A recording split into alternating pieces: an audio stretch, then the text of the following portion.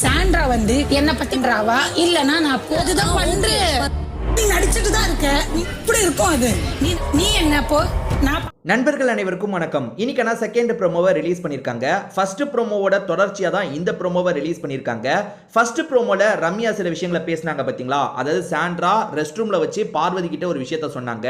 என்ன பாம்பு நம்ப கூடாதுன்ற மாதிரிலாம் சொன்னாங்க பார்த்தீங்களா? அதை தொடர்ந்து தான் இந்த ப்ரோமோவும் வந்திருக்குங்க. இந்த ப்ரோமோல என்னெல்லாம் நடந்தது அப்படின்றத பத்தி டீட்டெயிலாக நம்ம பார்க்கலாம். அதுக்கு முன்னாடி இந்த வீடியோக்கு ஒரு லைக்கை போடுங்க. ரெக்வஸ்டாக தான் இந்த விஷயத்தை கேட்குறேன். நீங்க லைக் போட்டீங்கன்னா இந்த வீடியோ பூஸ்ட் ஆகிறதுக்கு ஹெல்ப்ஃபுல்லாக இருக்கும். ஸோ தயவு செஞ்சு வீடியோவை பார்க்குறவங்க லைக் போடாம இருக்கீங்கன்னா ஒரு லைக்கை மட்டும் போட்டு கண்டினியூ பண்ணுங்க. இன்னும் நம்ம சேனலை சப்ஸ்கிரைப் பண்ணாம இருக்கீங்கன்னா சப்ஸ்கிரைபும் பண்ணி வச்சுக்கோங்க. ரம்யா வந்து அந்த மாதிரி சொன்னோன்னே சாண்ட்ரா கூப்பிட்டு உட்காந்து பேசுறாங்களா இல்ல சாண்ட்ரா கிட்ட ரம்யாவே வந்து பேசுறாங்களா தெரியல. திரும்பி அதே டாபிக்கை பத்தி தான் ரெண்டு பேர் பேசிட்டு இருக்காங்க.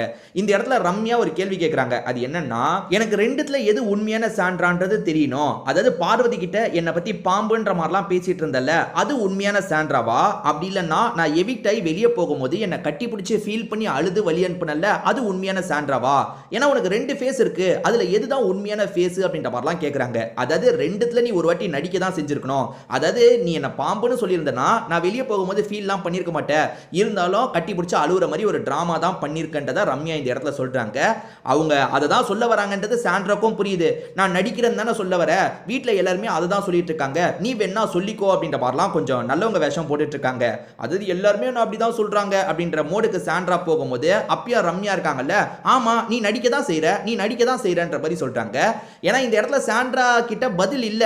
ஐயோ சாண்ட்ரா இவங்கள பத்தி மட்டும் இல்ல, நிறைய பேரை பத்தி பின்னாடி பேசியிருக்காங்க. அதுவும் இல்லாம நான் சாண்ட்ராவை மட்டும் சொல்ல மாட்டாங்க, இந்த வீட்டில் நிறைய பேர் பேசியிருக்காங்க. என்ன கேட்டா பார்வதிலாம் தப்பிச்சு போயிட்டாங்க. ஏன்னா பார்வதி நிறைய பேரை பத்தி பேசியிருக்காங்க. அப்படி பேசும்போது ஒவ்வொருத்தரா மடக்கி கேட்டா வந்து இப்படிதான் இருக்கும்.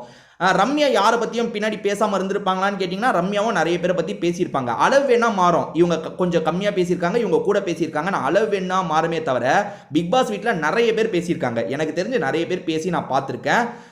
பேசாதது நான் யாரை பற்றி சொல்கிறது, டக்குன்னு யாருமே என் மைண்டில் வரல. இவங்கெல்லாம் பின்னாடி அதிகம் பேசினதே இல்லைன்னா யாராவது சொல்லுங்கள். மற்றபடி நிறைய பேர் பேச தான் செஞ்சுருக்காங்க. ஆக்சுவலாக சாண்ட்ராவை இங்கே அடி நடிச்சிட்டாங்களா, உள்ளே வந்து சாண்ட்ராவை பற்றி பேசிகிட்டு இருக்காங்க. யார்கிட்ட பேசிகிட்டு இருக்காங்க? அப்சரா கிட்ட பேசிகிட்டு இருக்காங்க, சபரி கிட்ட பேசிட்டு இருக்காங்க. அதுக்கப்புறம் கானா வினோத் நினைக்கிறேன், அவர் நடுவுல வந்து நிக்கிறார் போல, பேசிட்டு இருக்காங்க. ஆமா நீ நடிக்க தான் செய்யற, சாண்ட்ரா நடிக்க தான் செய்றாங்கன்றதை தான் அந்த இடத்துல சொல்லிட்டு இருக்காங்க. நீங்க அப்சராவை கவனிச்சுக்கோங்களேன். திரும்பி வந்ததுக்கு அப்புறமாவது ஏதாவது பிரச்சனை பண்றாங்க. மத்த இந்த எக்ஸ் கண்டஸ்டன்டா இருந்தவங்க ஏதாவது பேசி கொஞ்சமாவது பிரச்சனை வருது.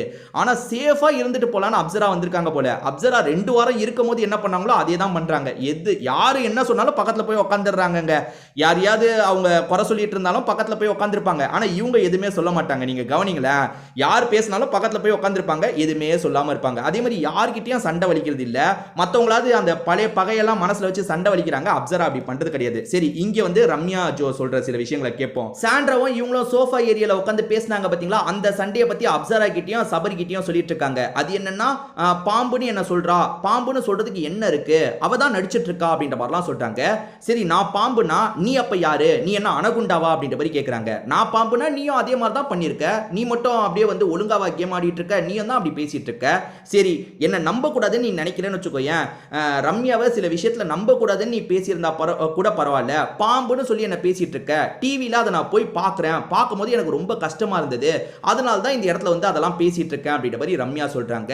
அதாவது ரம்யா வந்து 2 பேர்கிட்ட ரொம்ப க்ளோஸ் ஆனாங்க. முதல்ல கனி டீமோட இருந்தவங்க கனி டீமை விட்டு போங்கன்னு விஜய் சேதுபதி சொன்னா வேற ஒரு டீமுக்கு போனாங்க. திவ்யா கூடயும் சாண்ட்ரா கூடயும் கொஞ்சம் க்ளோஸா இருந்தாங்க.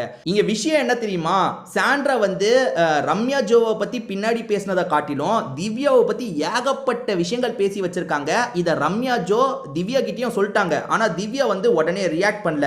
சரி, நம்ம ஸ்டார்டிங்ல வரும்போது கொஞ்சம் ஃப்ரெண்டு மாதிரி இருந்தாங்க, இப்போ வந்து இதெல்லாம் தெரிஞ்சுக்கிட்டோம், நம்ம அட்டாக் பண்ண வேணாம், தள்ளியே இருப்போன்றதுக்காக வந்து சாண்ட்ரா கிட்ட எதையும் கேட்டுக்கல. ஏன்னா வந்து ரம்யா ஜோ எல்லாத்தையும் சொல்லிட்டாங்க. உன்னை பத்தி இப்படி பேசியிருக்காங்க, அப்படி பேசியிருக்காங்க, நடந்த எல்லா விஷயத்தையும் சொல்லிட்டாங்க. அப்ப கூட திவ்யா ரியாக்ட் பண்ணல. சரி, ஒரு டைம் நம்ம கூட ஃப்ரெண்டு மாதிரி இருந்தாங்கல்ல, அவங்கள போய் அட்டாக் பண்ண வேணான்னு திவ்யா அட்டாக் பண்ணல. திவ்யாவை பத்தி பேசினது தான் அதிகங்க. சாண்ட்ராவை பொறுத்த வரைக்கும் திவ்யாவை பத்தி, அதுக்கப்புறம் சுபிக்ஷாவை பத்தி தான் நிறைய லூஸ் டாக் விட்டுருக்காங்க. ரம்யாவை பத்தி கொஞ்சம் சொன்னாங்க, அதாவது அந்த பாம்புன்ற வார்த்தை சொன்னாங்க, அதுக்கே இந்த அடி விழுது. அப்ப திவ்யாலாம் அடிக்கணும்னு முடிவு பண்ணாங்கன்னு வச்சுக்கோங்களேன், ஊரை போட்டு 2-3 நாள் சாண்ட்ராவை போட்டு அடிக்கலாம். ஸோ இதை பத்தி உங்களுக்கு ஏதாவது கருத்து இருந்தா சொல்லுங்க. வேற ஒரு வீடியோல நம்ம பார்க்கலாம்.